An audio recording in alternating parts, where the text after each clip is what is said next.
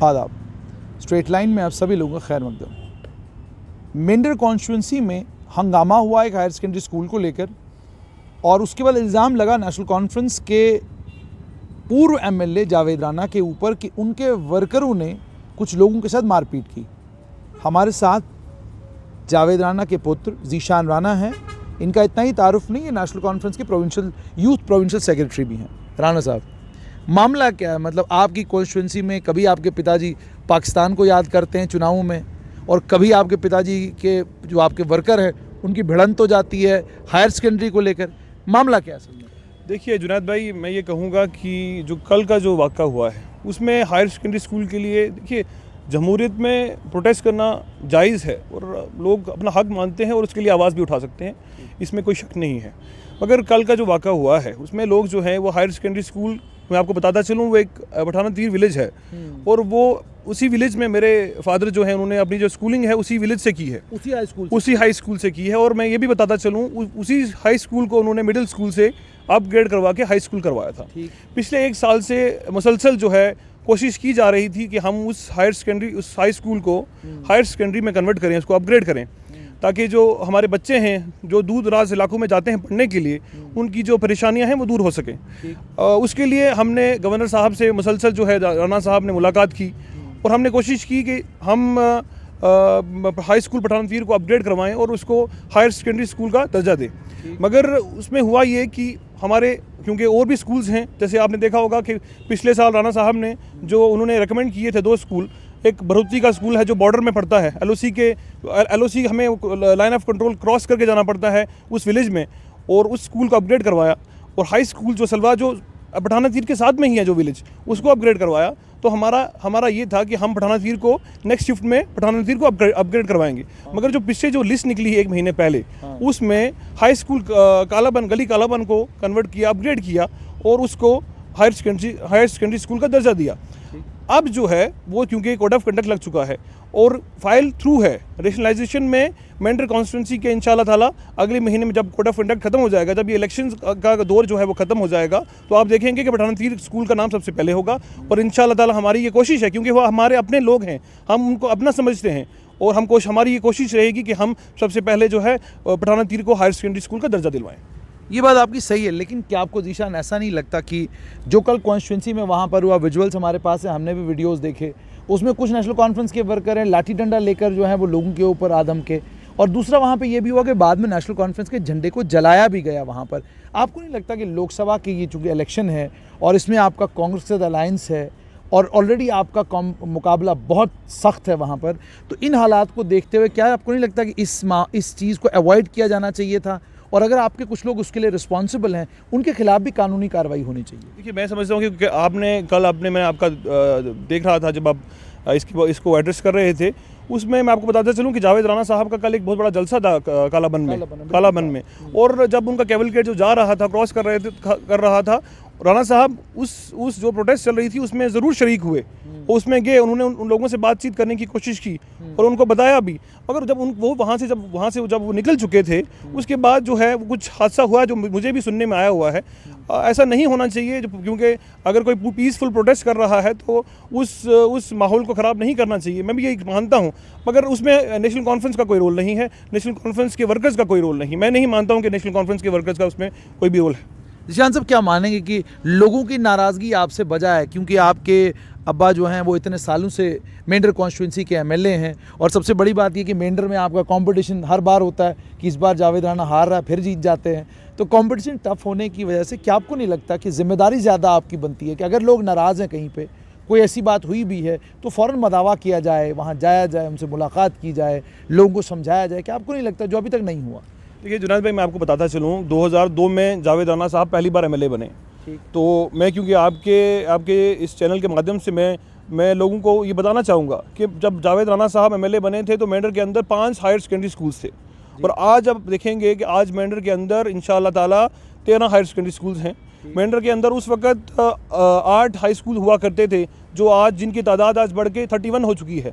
तो मैं समझता हूं कि पिछले 2002 से लेके 2019 तक जो जावेद राना साहब का रोल रहा है, इवन कि उनके ओपोनेंट्स जो हैं वो कहते हैं कि काम करवाने में जावेद राना का कोई मुकाबला नहीं है। आज आप देख सकते हैं कि हम EGS सेंटर से लेके जावेद राना साहब ने वहाँ यूनिवर्सिटी खड़ी कर दी। वो आपके सामने है कि हमने किस तरीके से आप जो जम्मू जो यूनिवर्सिटी का जो कैंपस है हम वहाँ लेके गए डना शास्तार में। हमने किस तरीके से Eklavya model school residential school को, जो जम्मू कश्मीर में सिर्फ 2 स्कूल्स आए थे, एक मेंढर में गया और एक कश्मीर में गया। आप इनके पीछे जो ताकत लगती है, जो दिमाग लगता है, मैं समझता हूँ कि जावेद राना साहब ने कोई कमी नहीं छोड़ी। मगर मैं ये भी मानता हूँ क्योंकि हमारा एक दूर दराज इलाका है और दूर दराज इलाका होने के बावजूद भी जो है जिस तरीके से वहाँ तरक्की होनी चाहिए थी उस तरीके से तरक्की नहीं हो पाई, क्योंकि हमारी बदकिस्मती ये रही है कि जब भी जावेद राना साहब इलेक्शन जीते हैं तो उनको अपोजिशन में बैठना पड़ा। मगर मैं उम्मीद करता हूँ कि मेंढर की आवाम जो है वो इस बात को समझ चुकी है और ये जान चुकी है कि मेंढर की आवाम का जो मुस्तकबिल जो कौन सी तंजीम जो है उसको आगे लेके बढ़ सकती है। और मुझे उम्मीद है इंशाल्लाह ताला कि मेंढर की आवाम जो है इस बार भी नेशनल कॉन्फ्रेंस का। लेकिन ज़ीशान साहब, एक चीज़ आपसे सुनने को नहीं मिली। अक्सर ये होता है कि जब इस तरह के मामले बनते हैं तो पहली बात जो सामने आती है वो है जी ये तो जनाब अपोजिशन का काम है, इसमें PDP के लोग मुलविस हैं, कांग्रेस के लोग मुलविस हैं, ये हमारे खिलाफ साजिश है। आपने ये अल्फाज नहीं दोहराए, आपने किसी पार्टी के ऊपर इल्ज़ाम नहीं लगाया और आपने बड़े सलीके से माना कि ठीक है कोई नाराज़गी हो सकती है, उसको एड्रेस किया जाए। हमारे अपने लोग हैं। मैं आपको कहता चलूँ कि कालाबन विलेज, पठाना तीर विलेज, ये हमारा गाँव है। यहाँ मेरी पैदाइश कालाबन की है, मैं वहाँ पैदा हुआ हूँ और मेरे हाई स्कूल में मेरे ताया जी मसूद चौधरी साहब उन्होंने वहाँ स्कूलिंग की है, मेरे फादर ने वहाँ स्कूलिंग की है और ये हमारे अपने लोग हैं, ये हमसे दूर नहीं जा सकते हैं।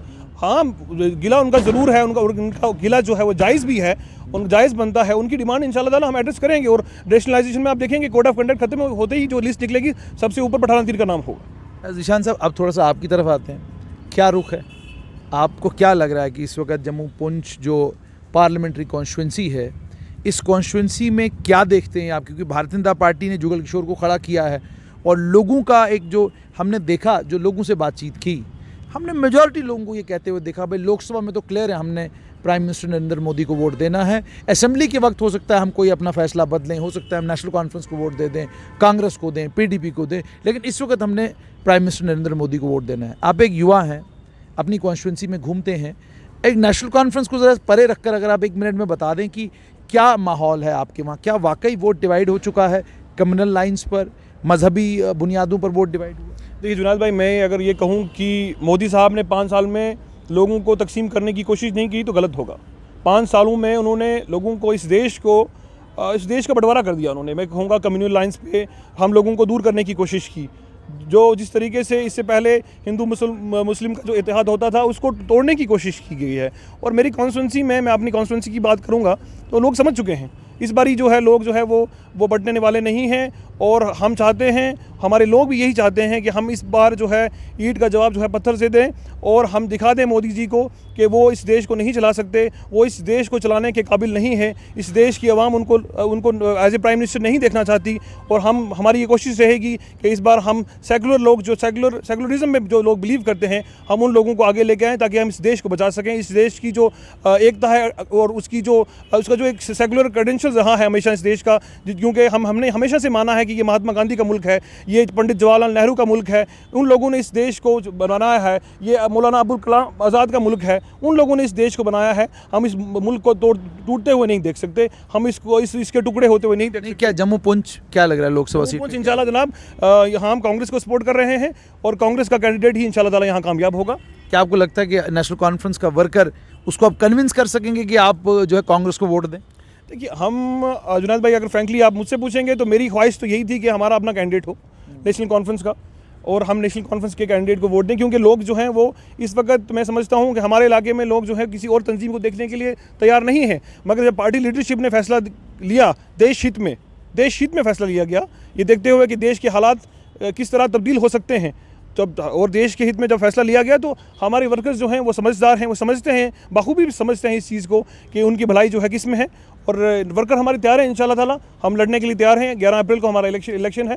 आप देखिएगा कि इस तरह हम अपने कैंडिडेट को, जो कांग्रेस को जिनको सपोर्ट कर रहे हैं, उनको कामयाब करवाते हैं। ज़ीशान साहब खुद क्या कर रहे हैं? क्या आप भी चुनावी मैदान में उतरने के मूड में हैं या फिलहाल अभी नहीं? फिलहाल अभी अब भाई दोबारा लड़ेंगे?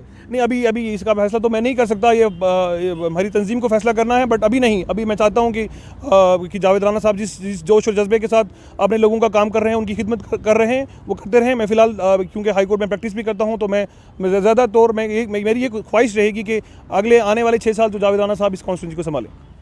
ज़ीशान साहब, आखिर में एक और सवाल कि नेशनल कॉन्फ्रेंस रजौरी पुंछ में जितनी सीट्स हैं असेंबली में, आप बिल्कुल आखिर में बताएं कितनी सीटें रजौरी पुंछ के इलाके से टोटल सीटों में से नेशनल कॉन्फ्रेंस आपको तवक्का है कि इतनी जीतेगी? देखिए, 7 में से 7 हम इंशाल्लाह जीत सकते हैं। हमने जीती भी हैं, ऐसा पहली बार नहीं होगा।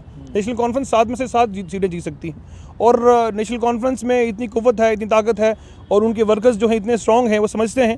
इस बारी जो है आप देख सकते हैं जुनैद भाई, इस बार जब भी असेंबली इलेक्शंस हुए, हम तो आज भी उमर साहब का बयान आया है कि हम चाहते हैं कि हमारे असेंबली इलेक्शंस जल्द से जल्द करवाए जाएँ, और इस बार आप देखेंगे कि इस जम्मू कश्मीर में नेशनल कॉन्फ्रेंस की सरकार आएगी और 2/3 मेजॉरिटी के साथ आएगी इंशाल्लाह ताला। ज़ीशान साहब, बहुत बहुत शुक्रिया। तो ये थे ज़ीशान राना। आपने कल का जो हादसा हुआ उस पर भी इनकी बात सुनी, और साथ में इनका दावा है कि जब भी असेंबली के इंतखाबात होंगे, नेशनल कॉन्फ्रेंस 7 की 7 सीटें रजौरी पुंछ सेगमेंट से जीतेगी।